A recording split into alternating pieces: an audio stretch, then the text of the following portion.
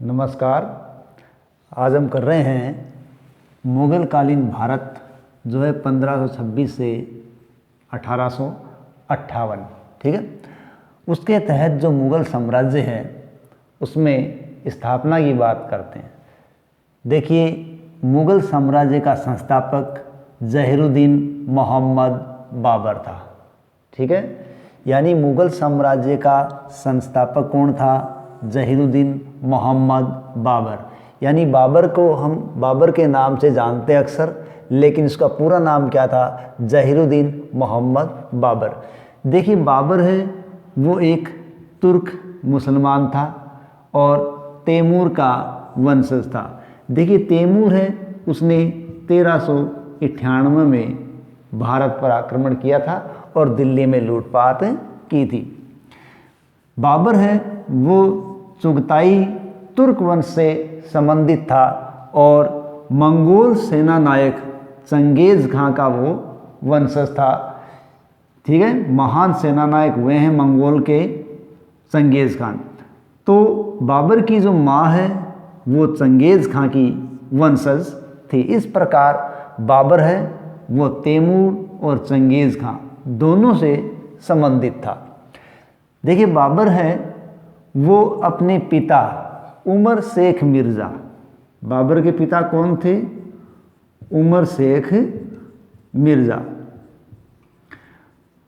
तो उनकी मृत्यु के पश्चात एक छोटे से क्षेत्र फरगना का शासक बना। कहाँ का शासक बना?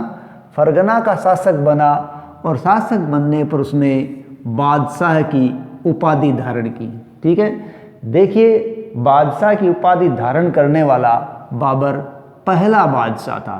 ठीक है, तो बादशाह की उपाधि धारण करने वाला पहला शासक कौन था? बाबर।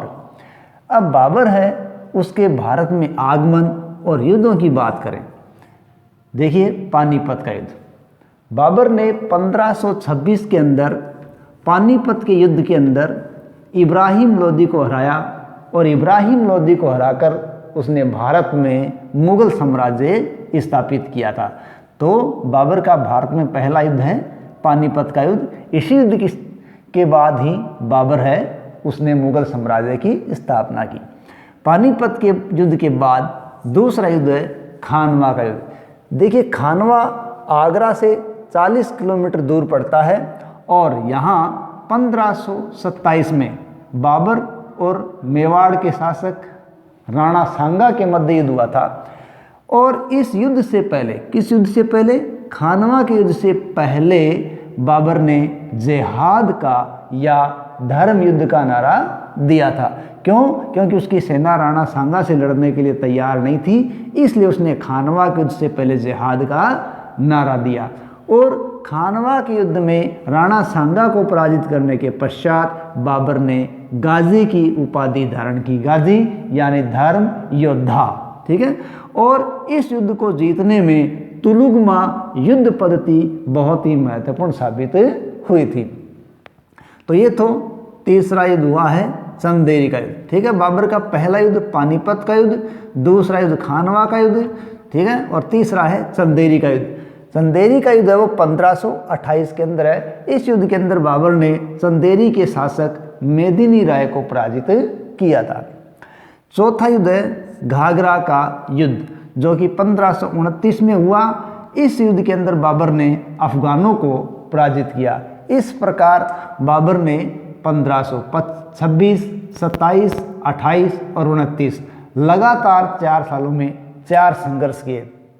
अब बाबर के युद्ध कौन कौन से हैं 4, इनको याद रखने का आसानी से तरीका है। जैसे पानीपत है, पानी। दूसरा खानवा का युद्ध है, खाना। तीसरा चंदेरी, ठीक है, और चौथा है घाघरा। तो इस प्रकार इन 4 नामों से इनको याद रख सकते हो। पानी, खाना, चंदेरी के घर। ठीक है, अगर आप ये लाइन याद रखोगे तो बाबर के 4 युद्ध याद रह जाएंगे। पानी, खाना, चंदेरी के घर। ठीक है, तो इस प्रकार बाबर ने लगातार 4 साल संघर्ष किया। 26 दिसंबर 1530 को बाबर की मृत्यु हो गई। बाबर की मृत्यु के पश्चात आगरा में आराम बाग में यमुना के किनारे उसे दफना दिया गया। यानी बाबर की मृत्यु हुई 26 दिसंबर 1530 को। उस वक्त आगरा में आराम बाग में उसको यमुना के किनारे दफना दिया गया।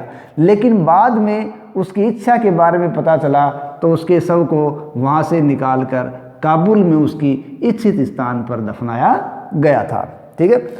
बाबर ने अपनी दिनचर्या तुर्की भाषा में लिखी है और उसका नाम है तुजुक ए बाबरी या बाबरनामा। यानी बाबर की आत्मकथा क्या है? तुजुक ए बाबरी या बाबरनामा, जो कि तुर्की भाषा में लिखी गई है। और इसी पुस्तक को बाद में अब्दुल रहीम खान खाना ने फारसी भाषा में अनुवाद किया है। इस प्रकार बाबर का ये संक्षिप्त जीवन परिचय भारत के अंदर रहा है।